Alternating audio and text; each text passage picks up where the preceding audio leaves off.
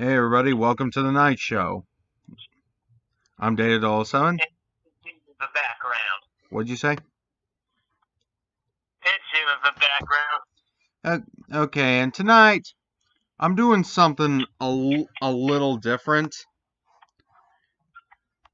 Different and different in the sense, and this is not going to be a regular thing. I thought I'd just do this on the show tonight because I thought it'd be really, really fun.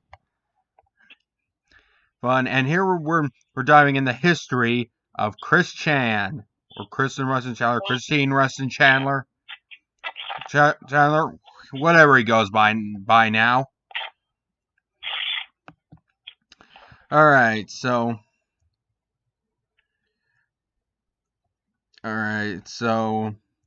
literally on his little quickie page, this is how the introduction goes. I am the high-functioning autistic person who was heavily emotionally damaged. His artistic inspiration was lost with paranoia, deception, blackmail, and plain hurtful words from those bottom-feeding trolls. I am the hand-drawing original creator of Sonichu Rosatu and the city of Quickville, Virginia, USA. Okay, that sounds pretty crazy. Alright. Alright, now let's just get into the introduction here. Also in the introduction. Christine Weston Chandler, born on February 24th, 1982. Dang, he's older than we are. Oh, yeah,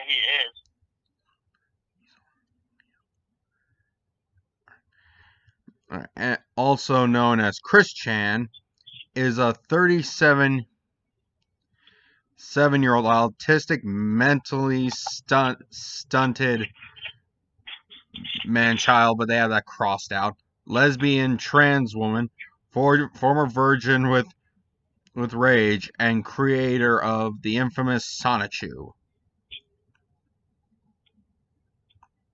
What a weird description. Oh boy, I don't know what to think about that. Alright, in late 2007, he became internet famous when he caught the attention of 4chan and Encyclopedia Dramatica. Initial fascination was spurred on by his signature homemade Sonichu medallion, his childlike artwork featuring his unoriginal Sonic recolor, and his history of loitering in public places while holding up a sign asking women to talk to him. His reaction and to the ensuing mockery led to a spiral of ever greater scrutiny in his life, revealing more disturbing facts about him. Yeah, let me just tell you, he's pretty much ruined his life. Let me just say that. Yeah, no kidding. Alright, let's see what we can find.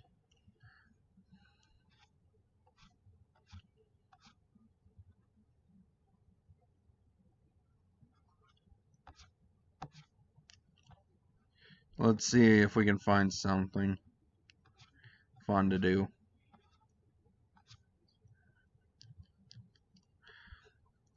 Alright, let's just go into search bar and let's see if I can find something. Let's see, let's go with law. Law troubles. Okay.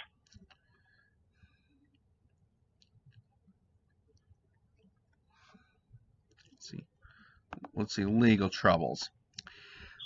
The following is a list of incidents Chris has had with the law. This list may not be complete. In a telephone conversation with Ivy, whoever that is, in 2009, Bob told her that Chris had in the past 6 or 7 incidents with the law, and yet this article lists only 3 incidents that precede 2010. All right, so 2004. On September 11th, 2004, Chris was detained at Charlottesville Fashion Square for loitering and continually arguing with the staff over a number of months. This incident was depicted in sub-episode 1. Chris was banned from returning to the mall on his own and without his parents' company. However, it appears the ban was either lifted or ignored soon after. Yeah, the thing is, one thing to get a ban lifted from like a place, it just seems like time, time, because eventually, like the staff will change, the manager will change, Oh yeah, everything changes all the time. Yep. All right, 2005. On July 20th, 2005, Chris was charged with disorderly conduct and trespassing at Target, as depicted in sub-episode 7 and sub-episode 8. After 2 hearings, prosecutors chose to drop the case, and Chris was not punished. 5 days later, Chris caused an auto accident when he followed another car too closely and rear-ended it. Oh, so he's a tail rider now. Oh boy. And this went to court on September 12th, 2005. He was fined $30 and had to pay $56 in court costs. Dang. 2010. Chris's. Oh man, we were like 12. Yeah, in 2010. We were either 11 or 12. I don't know. Oh yeah, 11 or 12. One of the two. Chris's. We were 11 at one point back here. Yeah. Chris's various run-ins at the game place have resulted in the cops being called on him a couple times, at least once after Chris called in his parents after he was initially banned from the location and tried to weasel his way back in, and again when he trespassed on the property, though he wasn't charged with anything on either occasion. Well, how exactly did that go, though? Did he just, walk into the place and they just look, it's that guy Chris again, what do you want to do now? Alright, it's he... I don't know. Alright, on June 4th, 2010, Chris made yet another pilgrimage, or however you say that, to the game place. Chris was armed with his camera, and while Mike was concerned that Chris wanted pictures of his daughter for disturbing reasons, Chris maintained that he merely wanted a picture of Mike for use as a dartboard. Dang. Hard. Still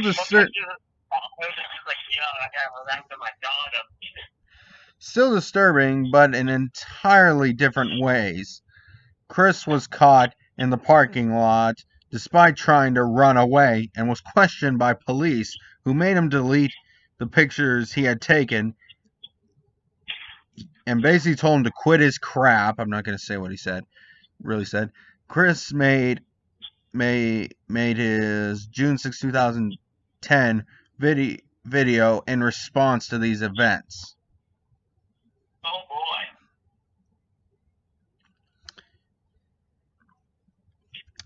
2011. In May 2011, Tomboys and Tomgirls of Virginia Post, whatever that is, I don't care. Chris said he had begun to use the ladies' restroom at his local mall while dressed in drag. He recounts an incident in which a woman complains and tattles on me, and a stereotypical brute male shouts me out. I felt embarrassed. When in a skirt, I am still going to go into the ladies because there's no going back for me. The supposed That just sounds like that sounds like a really weird fetish. this supposed brute male may or may not have been with mall security. Yeah, may not have. Who knows? Because some people I just step in even if they're not law enforcement. All right. In his 3 new video posts this is in 2011, after an 8-month long hiatus from YouTube, he tries to do something which his viewers of the Chandler Show believe to be blackmail. Chris admitted it by typing word blackmail in tags for the last of them. However, trolls were hoping for a lawsuit saga shouldn't get their hopes up, because it's unlikely any of the trolls threatened by it would want to report him, given that they have all been trying to get him back onto the internet for months and wouldn't want to drive him off again. Not to mention, Chris probably doesn't have anything on them at all. Note that under Virginia law, his demands are more likely to be considered extortion, still a Class 5 felony, rather than blackmail. I mean, yeah, extortion is a pretty big crime. Yeah. In the same video, Chris also point blank accuses Mike of molesting his own daughter. Oh my gosh. Even in 2011, they were making dumb accusations like this. Something's never changed, it seems. All while admitting that he doesn't have any concrete proof of this allegation, and also what I said right there. I mean, it's common to falsely accuse somebody of something to get your way nowadays, but what? Well, whatever. Don't take that the wrong way. But all right, whatever. Given how prone he is to accusing others of slandering him, like pointing out his bad qualities that are extremely evident to anyone but him, Chris's accusations are very hypocritical. If Chris did want to sue Chris in civil court, he would indeed have a case against him, as Chris's allegations are textbook defamation. However, it's questionable what Snyder would win in litigation, aside from a PlayStation 3 and numerous children's toys.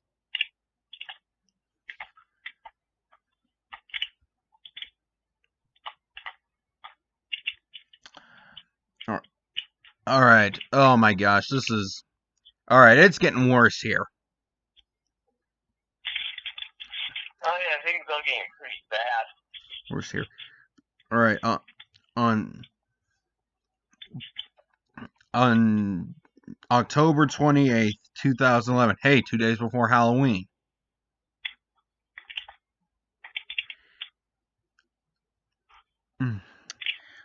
Chris ended up in the worst possible scenario, netting a felony charge and 2 misdemeanors. And what appeared to be a third attempt to enter the game place, although all charges were reduced to misdemeanors upon sentencing. As a direct... That's a pretty crazy life, don't you think? Yeah, it's not over yet. As a direct result of his October 28, 2011 run-in with Michael Snyder, Chris had found him, both himself and his mother, on the receiving end of a civil suit. Having been sentenced to community service and put under a probation and being charged with paying Snyder's medical bills, this may have well been the first time that he has felt ramifications for his accusation and threats. However, it is much more likely that he simply doesn't care or still feels as if he were the real victim in all this. Do you want to know what happened that time? Literally, he tried to enter the game place, but of course, Michael Snyder actually chased him out, and when he tried to flee, his mom was actually driving. They actually hit Michael Snyder with the car. Oh dang, for real? Why else would they be paying his medical bills? Good point there. I've heard this story before. You think at this point the guy should be labeled clinically insane, probably. He's supposed to be labeled clinically insane. Who the freak knows? Freak knows. Because this guy sounds like, at this point, like he's just insane. I mean, he has issues. And these trolls are definitely not helping him. Alright, 2012. On February 2012, it was revealed on his Facebook that Chris no longer has respect for any sort of law enforcement after the events of October 28th, 2011, officially deeming everyone who upholds the law a jerk-op. Okay. And at the same time, he revealed another encounter with the boys in blue that day, as he attempted to pass out flyers while at the mall, encouraging others to stay away from the game place. 2 jerk-ops, or as Chris puts it, a jerk-op and an accomplice approached him, despite the officers simply wanting to talk to him and letting him know he wasn't in any trouble. Chris's paranoia kicked in and he ran. While the story Chris gives seems to hint that the officers just as wanted to tell him to knock off the distribution of the flyers, Chris believed otherwise, citing that one of them called out his name and making him think they wanted to post another encounter with him on the internet. He escaped by diving into a Mitsubishi, most likely replacing the dying piece of scrap that is Sanchu, and driving off.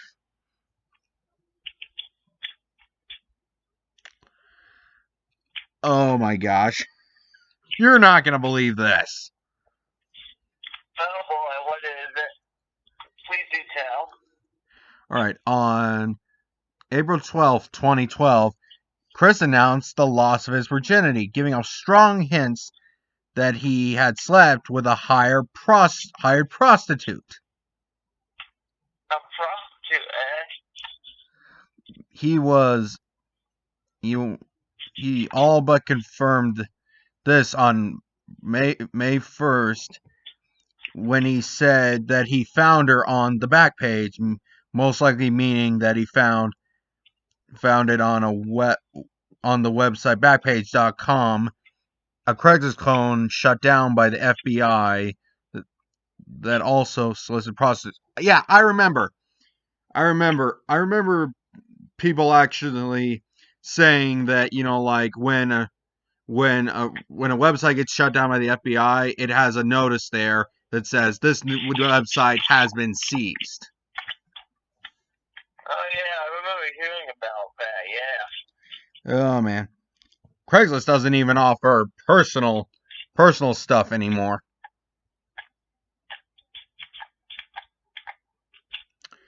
Chris's prostitute was codenamed Mia Hamm, as seen on the website. In the state of Virginia, this constitutes a Class 1 misdemeanor and is therefore illegal. It is unknown whether or not Chris is aware of this, but it's simply likely that if he is, he simply does not care. Yeah, prostitution is illegal. Yeah. On April 28th, 2012, Chris revealed another incident in the mall. And what's the incident? Prior to his Facebook note on March 30th, 2012, Chris got into a shouting match with a troll on his cell phone at the mall. The shouting did not go unnoticed, and Chris bolted when security was called in on April 25th. Chris received a ban from the mall, though it is unknown if this was for that incident or an incident that happened between those two dates.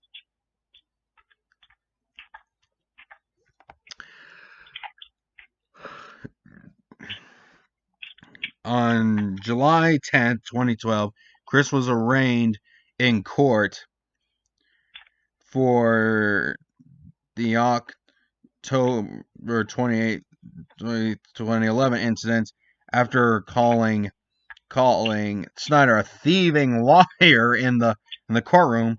Chris was sentenced to community service and put under a 1-year probation. He was also ordered to pay Snyder's medical bills. Whatever, we already read that. We already read what that was about. Oh no. We're gonna get a good one after this one. We're gonna get a good one. Oh boy, what is it? But we're not there yet. All right, so 2013, in September 2013, Chris committed an act of vandalism, an arrestable offense, by defacing a Hexbox or Xbox, whatever he calls it, Hexbox One display at a Walmart. But it got off easy by merely just being banned from the store. Giving his furious reaction to this and his track record with a certain store owner who also did the same, it remains to be seen if Chris will actually follow up on his threat to have his revenge. Also, much like his tantrum at Fashion Square Mall in 2005, Chris was also confronted by a jerk-off at a local restaurant after scratching a woman's car with his. Okay. And screaming out loud in public. Chris claimed he was cursing God for all his misfortune recently.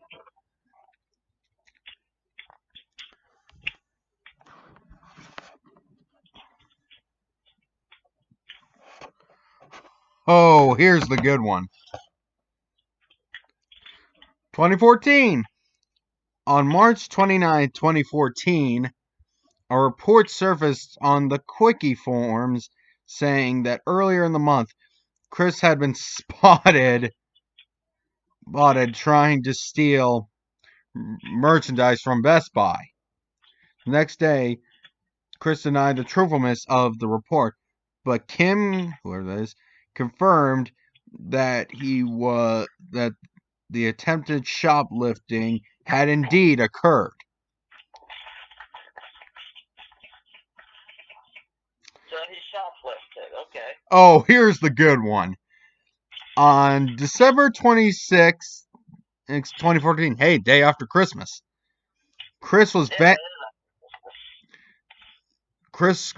vandalized a sonic boom display in GameStop. Oh, that could be a separate show on its own.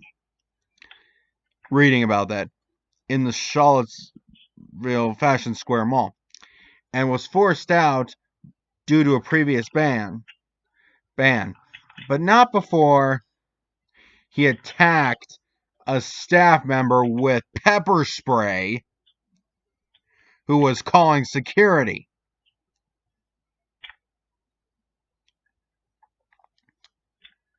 Pepper spray, oh boy. Somebody actually caught it on film of him actually doing that. It's not very long. It's like 20 seconds or so. All right, so by the 28th, he was confirmed to have been jailed. Oh, wow, so he actually was put in jail one time, I guess. All right, so 2015, throughout most of 2015, Chris behaved himself, presumably because his sojourn into the jailhouse was fresh in his memory. His punishment for the pepper spray incident was evidently decided after 7 hearings in October, a very light sentence of a three-figure fine. How much is that? I don't know what that is. 3,000, I think. Maybe. I don't know. And a 6-month prison sentence that he would not have to serve unless he breaks the law again during probation. Oh boy.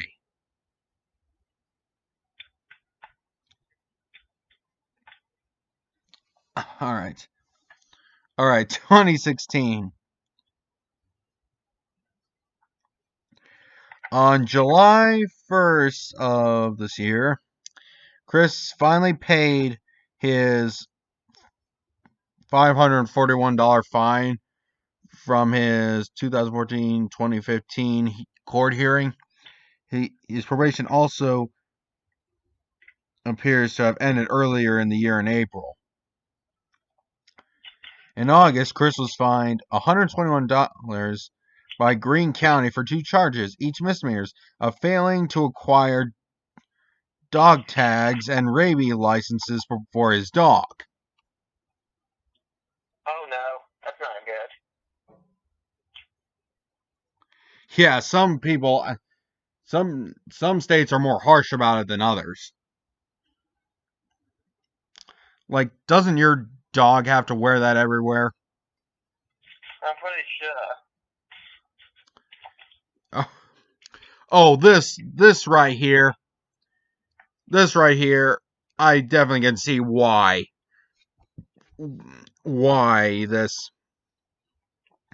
nothing's probably being done to him about this. Okay, continue. In November, Chris made several death threats against President Trump, presumably on Twitter, I'm sure.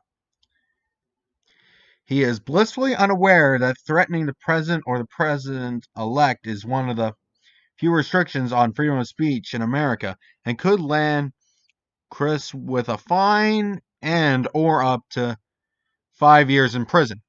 I think there's a reason. Oh, dang. I think there's a reason why. Why? It's pretty obvious. It's pretty obvious. He probably gets those day after day after day after day, every single day. Probably mostly by people our age. Probably. People our age or younger. And unless they're high profile, I don't think they're going to do anything because there's too many to do. Yeah, there's way too many to do. They would have to sift through all of them. Yeah, not to mention, the prisons would be pretty full if that were the case. Oh yeah, the prisons would have too much people in them. Yeah, like they're not already full enough. But let's not get into that. Yeah, we're not going to talk about prison politics here. No, we don't need to do that. 2017, Chris was sued by Mariner Finance for failing to pay his debt. Whatever. He appeared on the in court on the 24th of August. His case was dismissed.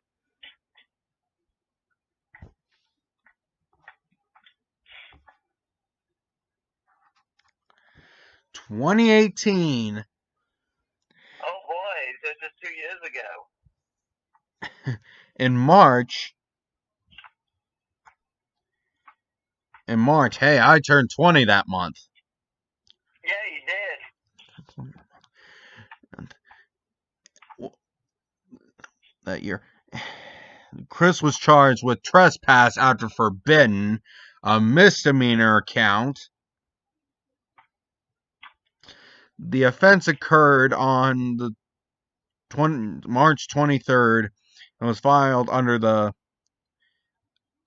Albemarle, I have no idea how you pronounce it, traffic/criminal court.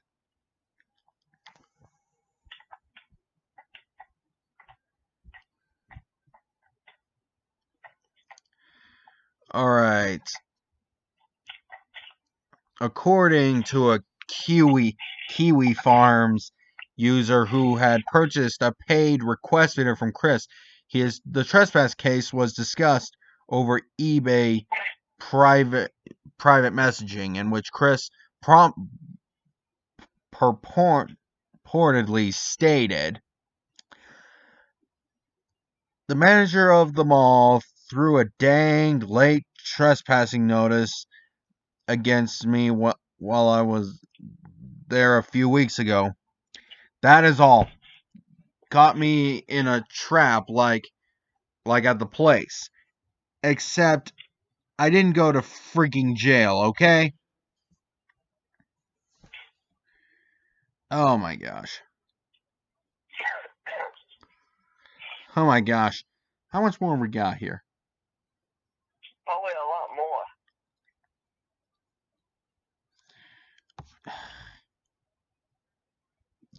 Yeah, I'm not going to read all this tonight, but let's just. I don't even know about what this guy has gotten himself into all these years.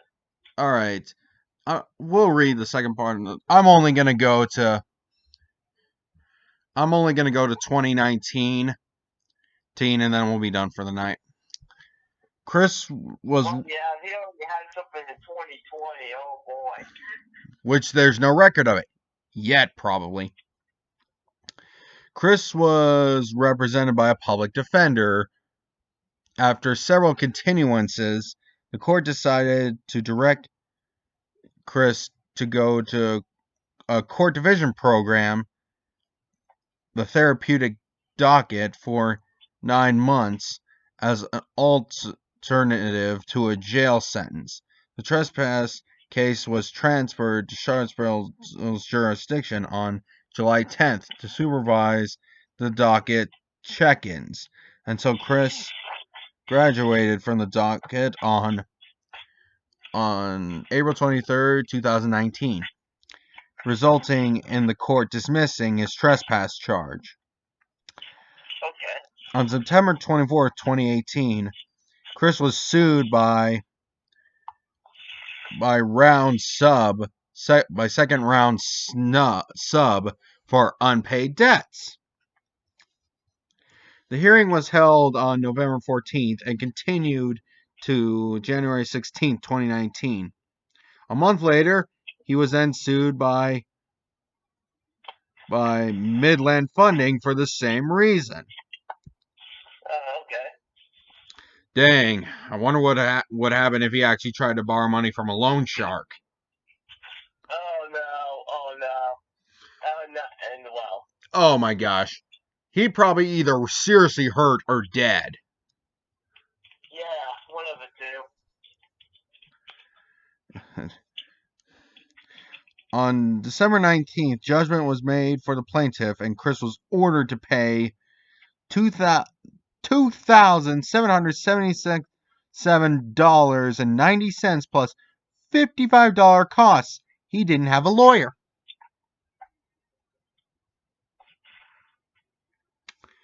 My gosh. No lawyer, so that means he had to get a public defender, right? That's correct. All right. All right. So 2019, second round subs unpaid debt case was heard on January 16th. Judgment was for the plaintiff in the amount of $2,476.63 plus $55 cost plus 6% interest if Chris didn't pay up quick.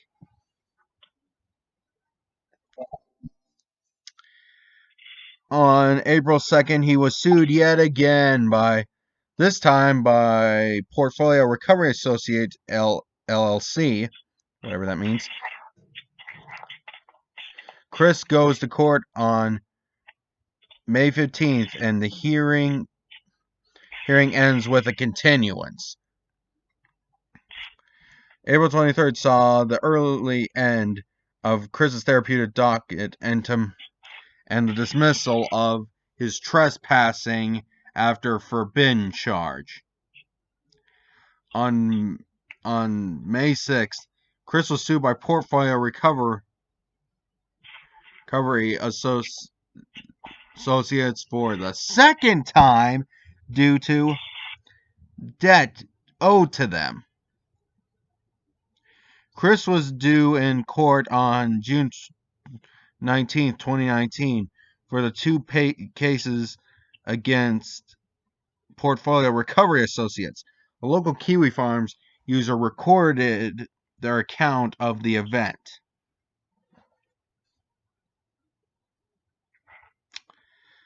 Yeah, I'm getting tired. All right. July 1st saw a court case settled in Chris's favor. Midland Fundings LLC's petition to garnish Chris's income was dismissed, as the monthly tugboat, as he calls it, which is welfare, is legally invincible, and Chris's other sources of income are too quickly spent to be recorded. Chris trolled himself again on August 5th when he absent-mindedly hit someone else's vehicle with Sun Chew.